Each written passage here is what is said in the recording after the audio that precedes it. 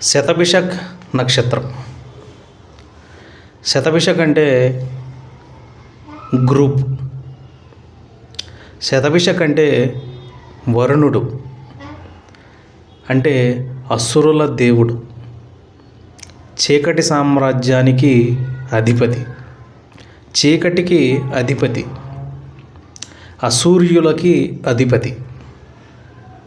అలాగే శతభిషక్ అంటే 100 మంది వైద్యులు, 100 మంది యోగులు, 100 మంది ఉద్దండులు, అంటే స్పిరిచువల్గా అత్యంత శక్తివంతమైన, అత్యంత ప్రత్యేకమైనటువంటి నక్షత్రం శతభిష. మెహర్ బాబా లాంటి, రామకృష్ణ పరమహంస లాంటి అద్భుతమైనటువంటి యోగులలో, మహామహుల యొక్క చార్ట్లో ఈ శతభిష యొక్క ప్రభావం ఎక్కువగా ఉంటుంది.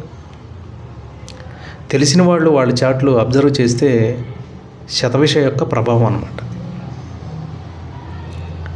అందుకే గొప్ప గొప్ప విప్లవకారులు, ఉద్యమకారులు శతభిష వాళ్ళు ఉంటారు, కుంభరాశి వాళ్ళు ఉంటారన్నమాట. ఎక్కువగా ఉద్యమాలు చేసేవాళ్ళు, అలాగే కొత్త రూల్ని తయారు చేసేవాళ్ళు, వీళ్ళంతా కూడా శతభిష యొక్క ప్రభావం అన్నమాట. ఒక అద్భుతమైనటువంటి ఆకర్షణ కలిగినటువంటి నక్షత్రాల్లో ఇదొకటి. శతభిష యొక్క చిహ్నం వృత్తం. వృత్తం అంటే పరిధి, పరిధి అంటే రూల్స్ అన్నమాట. కొత్త రూల్ తేవాలన్నా, ఉన్న రూల్ని బ్రేక్ చేసి దాంట్లో కొత్తవి యాడ్ చేయాలన్నా అది శతభిష యొక్క ప్రభావమే. అలాంటి శతభిషలోకి రాహువు లాంటి ఒక గ్రహం వచ్చింది. ఆ రాహు ప్రవేశం జరిగిన తర్వాత ఇవన్నీ కూడా మీకు వ్యక్తమవుతూనే ఉన్నాయి. చీకటి సామ్రాజ్యం, అసూర్యుల యొక్క అధిపతి వరుణుడు కాబట్టి ఆ చీకటి సామ్రాజ్యం వెలుగులోకి వచ్చింది. ఒకటి ఎపిస్టీమ్ ఫైల్స్ అని చెప్పి చీకటిలో జరిగేటువంటి కొన్ని విషయాలని బయటికి రావడం జరిగింది. అవి చాలామంది చూసి షాక్ అయ్యాడు. అది శతభిషలోకి రాహు యొక్క ప్రవేశం జరిగిన తర్వాత జరిగింది. అలాగే శతభిష కంటే సమూహం, ఉద్దండుల యొక్క సమూహం అన్నమాట. వైద్యుల సమూహం, యోగుల సమూహం అని కూడా అంటారు. అంటే ఎలైట్ వ్యక్తుల యొక్క సమూహం అన్నమాట. రాహువు శతభిషలోకి ప్రవేశించిన తర్వాత జియో పొలిటికల్గా ప్రపంచ పటంలో యుద్ధ మేఘాలు కమ్ముకోవడం, గ్రూపులు ఫామ్ అవ్వడం అనేది జరుగుతుంది. ఇంకా పూర్తిగా జరగలేదు, ఇప్పటికీ జరుగుతూనే ఉంది. ఇక ముందు అది ఇంకా తీవ్రతరం అయ్యే పరిస్థితి కూడా ఉంది. గ్రూప్ ఫార్మేషన్ అనేది జరుగుతుంది. అలాగే రాహు అంటేనే ఇంటర్నెట్, టెక్నాలజీ, ఏఐ అంటే ఆర్టిఫిషియల్ ఇంటెలిజెన్స్. శతభిష అంటే కొత్త కోడ్ ఆఫ్ కండక్ట్ అన్నమాట, కొత్త రూల్.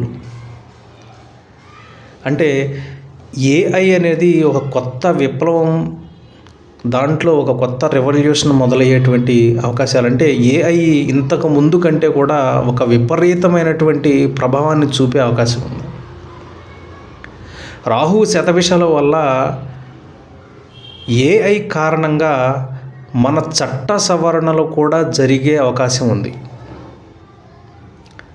ఇప్పటిదాకా తేలిగ్గా తీసుకున్నటువంటి ఏఐని మనం చట్టాలు కూడా ప్రభావితం కాబోయే రోజు రాబోతుంది. అయితే ఇవాళ ప్రత్యేకత ఏంటంటే, ఇటువైపు ఇంత శక్తివంతమైనటువంటి నక్షత్రంలో రాహు ఉన్నాడు, ఇప్పుడు అంతే శక్తివంతమైనటువంటి నక్షత్రం ఇంకోటి ఉంది, అది మఘ నక్షత్రం. మఘ అంటేనే వారసత్వం, మఘ అంటేనే అధికారం, సింహాసనం, బాధ్యత, బరువు, లినేజ్ ఇవన్నీ కూడా మగాన్ని రిప్రజెంట్ చేస్తాయి అన్నమాట.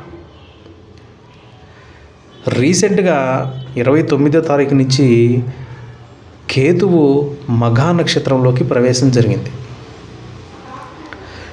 కేతువు ఎక్కడ ఉన్నా కూడా దాని యొక్క ఆ నక్షత్రం యొక్క దాని యొక్క విషయాలు ఏవైతే ఉన్నాయో, రాశి యొక్క కారకత్వాలు కానీ ఆ నక్షత్ర విశేషాలు ఏమైనా ఉన్నాయో వాటిని చీల్చే ప్రయత్నం చేస్తాడు, కోసి పడేసే ప్రయత్నం చేస్తాడు. మోక్షకారకుడు కాబట్టి తుంచి వేసే ప్రయత్నం చేస్తాడనమాట. ఆయన లక్షణం అది.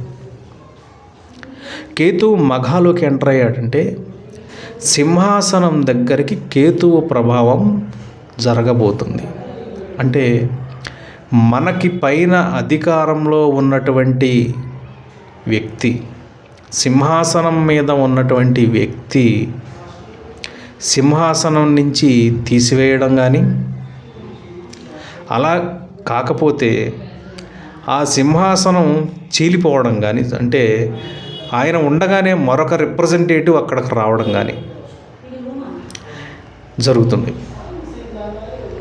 అంటే ఆ అధికారం రెండుగా చీలిపోతుంది, రెండు విభాగాలు అవుతాయి.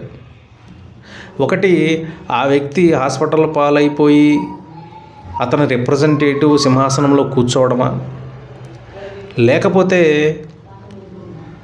విభేదాల కారణంగా చీలిక రావడమా, లేక మరికొన్ని కారణాల వల్ల ఆయన అధికారం నుంచి పక్కకు పోవడమా, ఇలాంటి విషయాలు జరిగేటువంటి అవకాశం ఉంది. ముఖ్యంగా శతభిష యొక్క ప్రభావం ఏంటంటే గ్రూప్ ఫార్మేషన్ అనేది ఎక్కువగా ప్రభావితం చేసే అవకాశం ఉంది. మన దేశం ఎటువైపు తీసుకోలేదు ఇప్పటి వరకు కూడా. అటా ఇటా అనేటువంటి ఏదో ఒక పార్టీ తీసుకోలేదు. అక్కడ చుట్టుపక్కల జరుగుతున్నటువంటి యుద్ధాల్లో న్యూట్రల్గా ఉంటూనే, జాగ్రత్త పడుతూనే దేశాన్ని ఆర్థికంగా జాగ్రత్తగా నడుపుకుంటూ రావడం జరిగింది. కానీ ఈసారి ఆ బలం ఇంకా పెరిగే అవకాశం ఉంది. అంటే ఏదో ఒక వైపుకి తీసుకోవాల్సిన పరిస్థితులు రావడం, ఆ తీసుకోవాల్సిన నిర్ణయం గురించి ఇక్కడ సింహాసనం దగ్గర అలజడి రేగడం కానీ, లేదా వేరే కారణాల వల్ల, అంతర్గత కారణాల వల్ల కానీ, ఆరోగ్య కారణాల వల్ల కానీ, మరింకా వయస్సు దాటిపోయినటువంటి కారణాల వల్ల కానీ సింహాసనం మీద ప్రస్తుతం ఉన్న వ్యక్తి అతను పక్కకు తొలగి ఆ ప్రదేశంలోకి వేరే రిప్రజెంటేటివ్ రావడం జరుగుతుంది. ఇది కేతువు యొక్క ప్రభావం. ఇది మఘాలోకి కేతువు ఎంటర్ అయినటువంటి ప్రభావం. ఇప్పటి నుంచి డిసెంబర్ వరకు కూడా అప్రతిహతంగా కేతువు యొక్క ప్రభావం పెరుగుతూ వెళ్తుంది. వెళ్ళే కొద్దీ గండాంతానికి దగ్గర అవుతూ ఉంటుంది. దగ్గర అయ్యే కొద్దీ మరింత అలజడి, గండాంతం అంటేనే మరింత వేడి, మరింత ప్రళయం తరహా పరిస్థితులు ఏర్పడతాయి అక్కడ సింహాసనం దగ్గర, అధికారం దగ్గర. ఇది ఇవాల్టి వీడియో. కేతువు రాహు యొక్క ప్రభావం, దీని గురించి ఇంతకుముందే చెప్పాలనుకున్నాను కానీ సమయం కోసం ఎదురు చూశాను. కేతువు చక్కగా మఘ లాంటి ఉగ్ర నక్షత్రంలోకి ఎంటర్ అవడం చాలా అద్భుతమైనటువంటి నక్షత్రం. దాని ప్రభావం ఖచ్చితంగా ప్రస్ఫుటంగా కనపడుతుంది అని నాకు అనిపించి ఇది సరైన సమయం, ఈ వీడియో చేసి చెప్పడం కరెక్ట్ అని అనిపించి చేయడం జరిగింది. మరిన్ని ఆసక్తికరమైనటువంటి జ్యోతిష సంబంధమైనటువంటి స్పిరిచువల్కి సంబంధించినటువంటి ఆసక్తికరమైన విషయాలు తెలుసుకోవాలంటే శ్యామకి సబ్స్క్రైబ్ చేయండి, షేర్ చేయండి, మీ ఉద్దేశాలని కామెంట్ రూపంలో చెప్పండి. జై శ్యామ, జై మా కాళీ.